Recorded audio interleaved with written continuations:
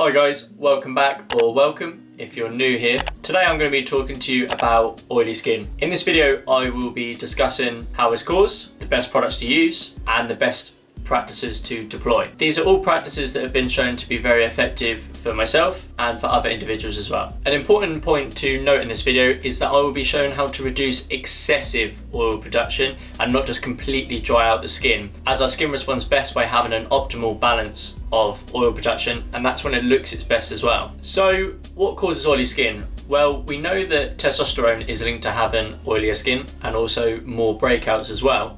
But it's actually DHT in particular that is largely responsible for the increased level of sebum production. Many people believe that most people have either oily or dry skin, but in the general population, combination skin is actually the most common. This doesn't mean that you necessarily have a higher DHT or testosterone level than your average peers, as your skin gland sensitivity to these hormones are more important in this reaction. Otherwise, we would rarely see this issue in women, as they have roughly 15 times less circulating testosterone than men at any given age. Obviously excluding women with PCOS, who often overproduce testosterone, which I will cover in another video. But genetic predisposition is the most important factor here. So now let's dive into the best ways to treat oily skin. So firstly, I would recommend only cleansing in the evening with a very gentle cleanser.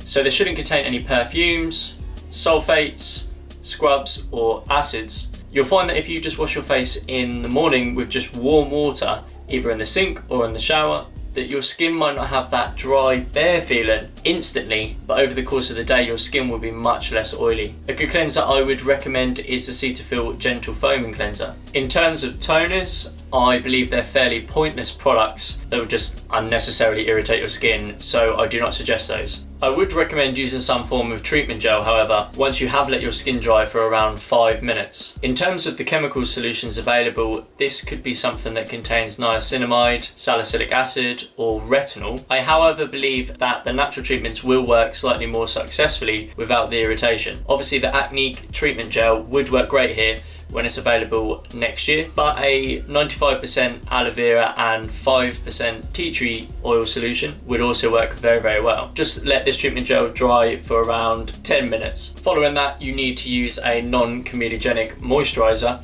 What I would recommend here is that you add a few drops of jojoba oil or jojoba oil to your moisturizer, mix and apply, particularly in the evening when you will be less bothered about having the oil on your face. No one is exactly sure how this does reduce acne and oil production, but it is theorized that because jojoba oil resembles our own skin oil so closely without clogging pores, that it reduces our own skin production of oil. But this is honestly just such a fantastic product, and I would definitely recommend using it. I use it for my face, my beard, my hair, and for shaving as well. I would also highly recommend sprinkling some tapioca starch into your moisturizer in your palm, which will absorb any excess oil on your skin over the course of the day, and this works really, really well. I put this in a hair powder tub to make it easier to apply. Alternatively, what may work even better to reduce the oil on the top of your skin without drying out the pores is to sprinkle the tapioca starch onto a tissue and then dab your face following moisturizing, which will also remove any excess moisturizer as well. Again, the Acne moisturizer will contain both tapioca starch and jojoba oil, amongst other oils that will help balance out the oiliness of the skin, so it is worth looking into these when these are available, as it's a lot easier and formulated at more appropriate concentrations. In terms of applying makeup, I wouldn't suggest applying anything heavy on your skin, and naturally mineral powders will work much better than liquids or creams for this purpose. The tapioca starch or Acne moisturizer will work really well as a primer before your makeup application. Just make sure all your makeup is non-comedogenic as well, so it doesn't clog any of your pores, which tends to be the case with mineral powders. For your diet, there are a few things that you should be adding in and removing to reduce the oiliness of your skin. Firstly, I would suggest avoiding dairy. This seems to be such a strong trigger for so many people in terms of oily skin and also acne as well as you should be avoiding sugar. Secondly, I would add in 1 cup of decaf green tea every day, as this has been shown in small studies to be very successful at reducing skin oiliness topically, but it does seem to work really well for me when I drink it as well. And Thirdly, you need to avoid any spicy or caffeinated drinks or food, as this will increase your sebum production. For supplements, I would suggest using omega-3 fish oil capsules and zinc and magnesium tablets as well.